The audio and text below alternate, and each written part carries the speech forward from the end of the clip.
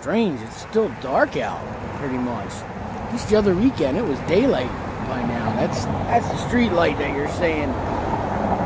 Yeah, because I usually sit here and eat my little bit of donuts in the morning. I feed the birds. The birds ain't even awake yet. And it's kind of chilly out. Something going on. 6 o'clock in the morning.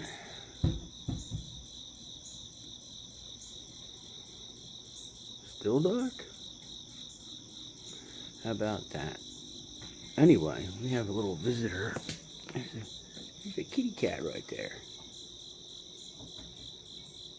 This sweet little old lady comes and sits next to me on the bus and says, I still get around pretty good for being 90. It was refreshing just to, you know, talk to somebody who's actually kind of friendly. And she's like, you know, I've been around since before cell phones. And I honestly looked at her and went, yeah, me too. Well, I said, being 90, she must have seen a lot of stuff. She says, yeah, she was living in San Diego when they put over the radio that Pearl Harbor was bombed. And I was like, oh. Yeah, I wasn't around for that one. And she says she also remembers that her grandfather's car used to have to crank the front of it to get it started. So, yeah, because I noticed her last weekend on the bus, you know, because we're getting older now, too, you know, and there ain't too many people around that's old enough to be my grandparent. So, it was really refreshing to just sit and actually have a nice conversation with somebody who didn't have a hidden agenda, you know. The son says, Dad, I want to go to a party. Father says, is there going to be drinking? No. Are you going to be having sex? No. Is there going to be any drugs? No. Then why the fuck are you going to the party? I found that funny. Because we know. Hey, so I started seeing this homeless woman, right? And I tell you what, things are getting pretty serious. Because she asked me to move out with her. You're welcome. Seriously, what happened?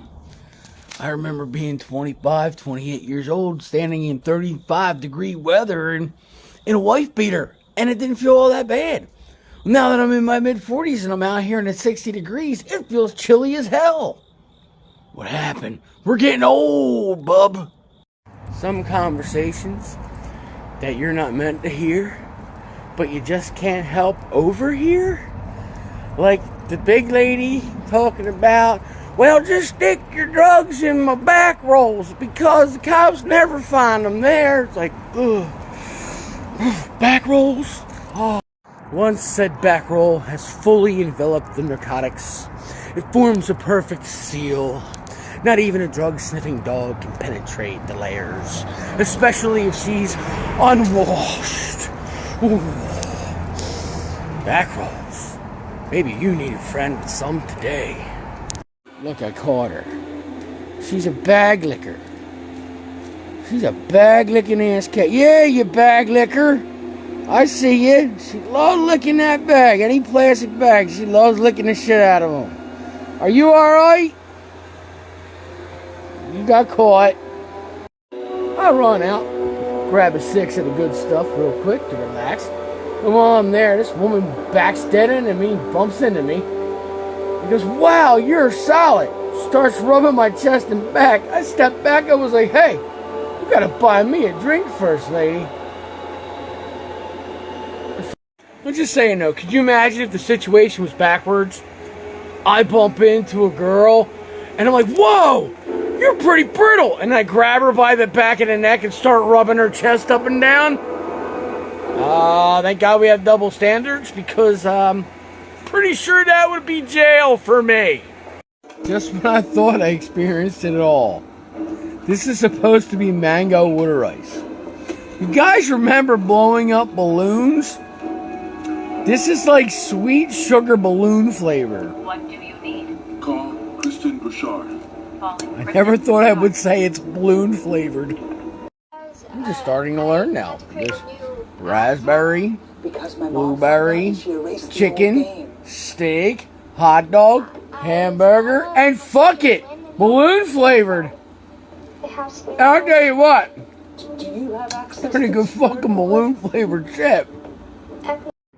Little praying mantis out here. There you are. Huh, buddy? Let's see. You gonna touch him? Does he bite? Oh, oh! He's like, don't touch me. Don't touch me. He's a little guy. He's just a little guy. He's a... I identify as just means I pretend to be. Because if you look down and see a corn dog and you say it's a taco, well then that just makes you a weirdo. And you need help, my friend. Can't tell the difference between a corn dog and a taco. Really. As a trans happy man, you can't bring us down. We're some of the most happiest people in the world. Nothing bothers us at all, ever. Because we're just so busy being trans happy. That last 10-minute feeling of your shift after you've been working 2 double shifts over the weekend.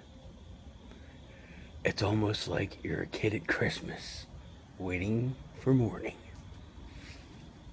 My gift is I get to get the hell out of here, man.